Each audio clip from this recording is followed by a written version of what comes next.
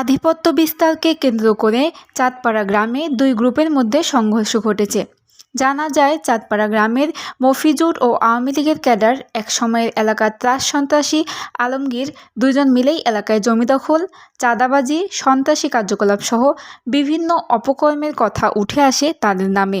তেমনিভাবে গত 20শে জানুয়ারি আনুমানিক সন্ধ্যা 7টার দিকে চাঁদপাড়া গ্রামে মফিজুর ও আলমগীর তার দলবল নিয়ে জমি দখল করতে চাইলে সেখানে উপস্থিত থাকা বাচ্চু গ্রুপের কিছু লোক বাধা দিতে গেলে তাদের উপর দেশীয় অস্ত্র দিয়ে হামলা করে। এ সময়ে ওবায়দুল ইসলাম বাচ্চু সহ তার লোকজনের বাড়িঘর ভাঙচুর সহ 3টি মোটরসাইকেল ও ভাঙচুর করে ও বাড়িতে থাকা টাকা পয়সা লুটপাট করে মফিজুর ও আলমগীর গ্রুপের কিছু সন্ত্রাসী লোকজন।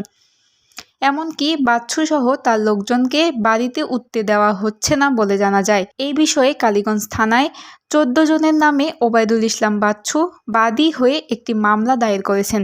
বর্তমানে বাচ্চু গ্রুপের 3 জন আহত অবস্থায় কালীগঞ্জ উপজেলা স্বাস্থ্য কমপ্লেক্সে ভর্তি আছেন। বিস্তারিত কালীগঞ্জ থেকে মোহাম্মদ সবুজ হোসেনের ভিডিও ফুটেজে।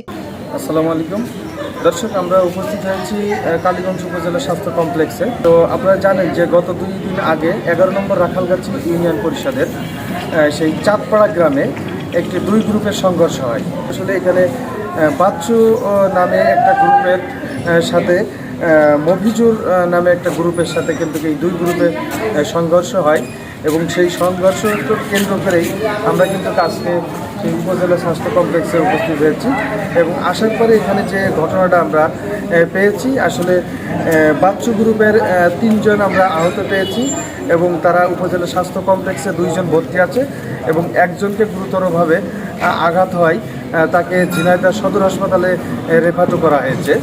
আরও বড় বিষয় হচ্ছে যে তাদেরকে কিন্তু বাড়ি ঘর দৌড় ভাঙচুর করা হয়েছে, লুটপাট করা হয়েছে, এমনকি মোটরসাইকেল, টাকা পয়সা এগুলো কিন্তু লুটপাট করা হয়েছে। এমন অভিযোগ কিন্তু আমরা ইতিমধ্যে পেয়েছি যে তারা কিন্তু তাদের উপরে এমন কিছু আক্রোশ বা আক্রমণ এখন পর্যন্ত চালিয়ে যাচ্ছে। সেই উপজেলা স্বাস্থ্য কমপ্লেক্সে এসে আমরা কিন্তু ঘটনার বিস্তারিত জানতে পারলাম।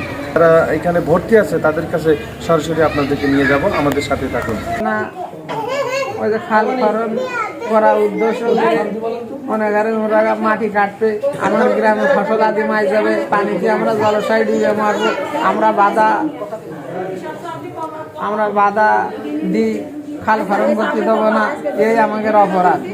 আর তারা জোর করবে, কাটবে, টাকা খেয়েছে, খেয়ে এইগুলো মনে করেন যে পরিকল্পনা করে আমরা বাধা দেওয়ার পরে ওরা পরিবেশ করে ওরা আবার গাড়ি লাভাবে, লাভিয়ে এরকম সব একটা মিটিং পাচ্ছে। আমরা গেলি মনে করেন আমাকে ডেকে দুই এক কথায় আমাকে মাইতে শুরু করে। দাদু নিয়ে তারা এসব অস্ত্র ফস্ত্র নিয়ে আমাদের উপরে আটক করে আমাদের এগুলো সব হয়েছে।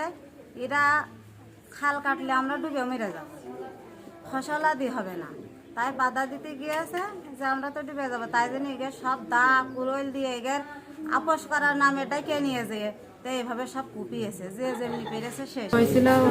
আমাদের এই দিদি কাটা নিয়ে একটা বাধা সৃষ্টি করছিল, তো এটা কাটতে দেবে না, কাটলে আমাদের মাঠ ধান পাট হবে না, এভাবে একটা জ্ঞান করে এটা বাধা দিয়েছিল বলে সেভাবে থেমে আছে।